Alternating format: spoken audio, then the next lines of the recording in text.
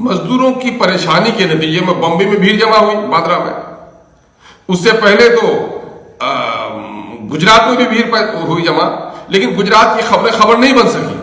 और इस भीड़ के सामने में, जबकि वहां रेलवे स्टेशन भी है और बस स्टॉप भी है, लोग वहां भीड़ जमा किए थे। वहां एक मस्जिद का मीनारा नजर आया, तो फिर इन तमाम तर फिरका परस्त जो सहाफी थे, जो सांप्रदायिक लोग थे, उनको एक मीनारा नजर आया, उनको कहीं ना कहीं से मस्जिद से जोड़ने की नापाक कोशिश की। तो इसके असरात क्या हो रहे हैं समाज में? आज नतीजा ये हुआ है कि दाढ़ी रखे हुए, टोपी रखे, वो सब्जी ठेला का काम करने वाला गरीब मुस्लिम अगर किसी मोहल्ले में जाता, उसकी पिटाई हो रही है। दूसरे लोग मजहब, औरतें निकल कर मुसलमानों को गालियां दे रही हैं।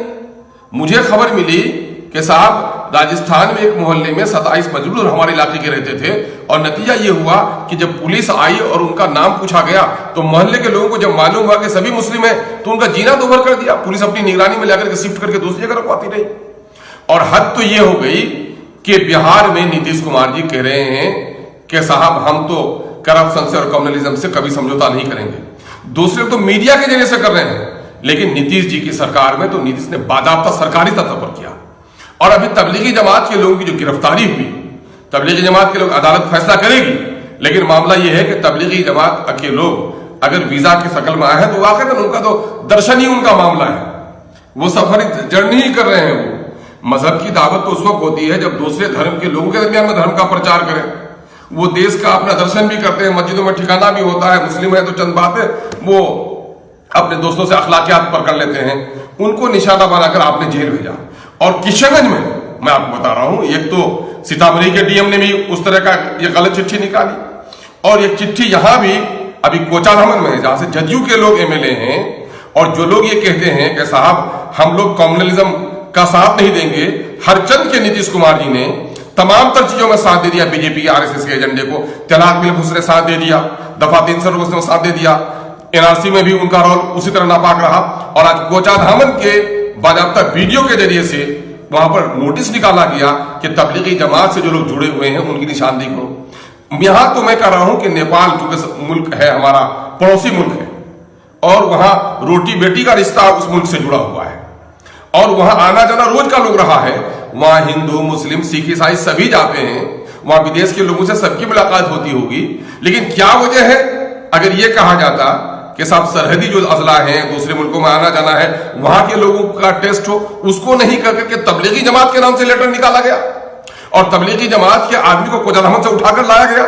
मैं कह रहा हूं कि प्रशासन अगर ईमानदार है, ठीक है, अच्छा है, टेस्ट हो जाए तो अच्छा है, भला है हमारा।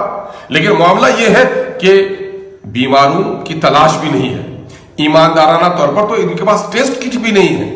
सिर्फ तबलीगी जमात को बहाना बनाकर सिर्फ मुस्लिम दुश्मनी को निशाना बनाना है, यह बहुत ही नापाक कदम है मुल्क के लिए। इस मुल्क को तोड़ो की जगह पर जोड़ो की राजनीति ने आजाद किया था।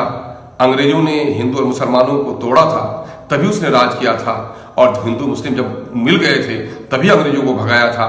आज मुल्क के सब लोगों को मिलकर लड़ने की जरूरत है कि हम कोरोना के खिलाफ लड़ें, करप्शन के खिलाफ लड़ें, उन मजदूरों के लिए जो देश के निर्माण में जो खून पसीना एक कर देता है, बीवी और बच्चों की कुर्बानी देकर परदेश की जिंदगी रहता है, महलों में सोने वालों के लिए महल बनाता और फुटपाथ में सोता है। आज वो गरीब रो रहा है, पिलक रहा है। और कल तक तो मामला यह था कि उनके रोजगार बंद हुए, बिहारी मजदूरों की जो पीड़ा हम दिन भर में सुनते रहते हैं, उनके रोजगार बंद हुए, उनके खाने पीने का सामान खत्म हुआ।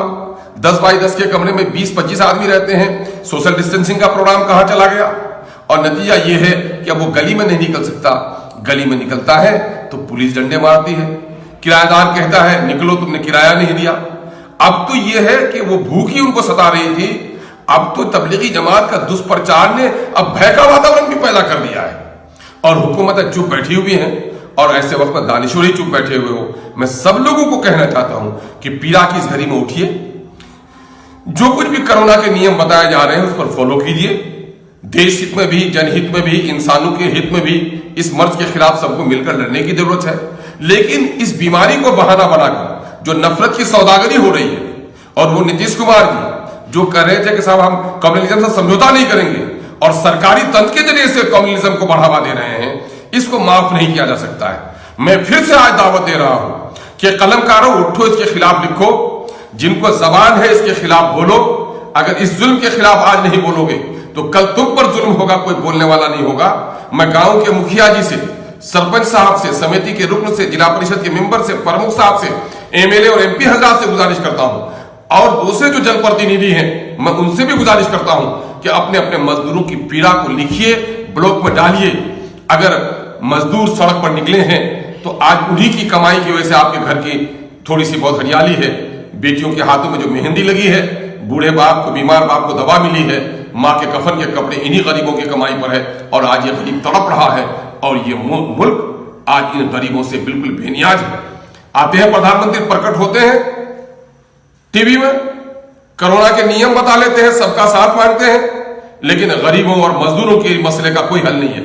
नीतीश जी ने कहा कि साहब हम गरीबों की मदद करेंगे, 1000 रुपया देंगे और नतीजा ये हुआ कि इतनी जटिल प्रक्रिया है कि नानी मर जाए 5% लोगों को भी प्रदेश में पैसे नहीं मिल पाएंगे। क्यों नहीं हुए नोडल पदाधिकारी इनके बाहर? जो जो लेबर्स का हब है, जहां जहां पर है लेबर्स हैं, हमारे सूरत में है, अहमदाबाद में लेबर है, बम्बई में है, बेंगलोर में हमारे लेबर हैं, नोएडा में है, दिल्ली में एक बड़ी तादाद है, लुधियाना में है, अमृतसर में है। इन जगहों पर हमारे मजदूर रो रहे हैं, बिलक रहे हैं, उनकी कोई सुनने वाला नहीं है। पूरे देश में तो नहीं, चंद राज्यों में हमारे मजदूरों की बड़ी तादाद है। अगर ये अपना नोडल ऑफिसर बहाल कर देते, वहां की हुकूमतों से वो ले लेते, मदद ले लेते, तो हमारे मजदूरों का हल हो सकता था।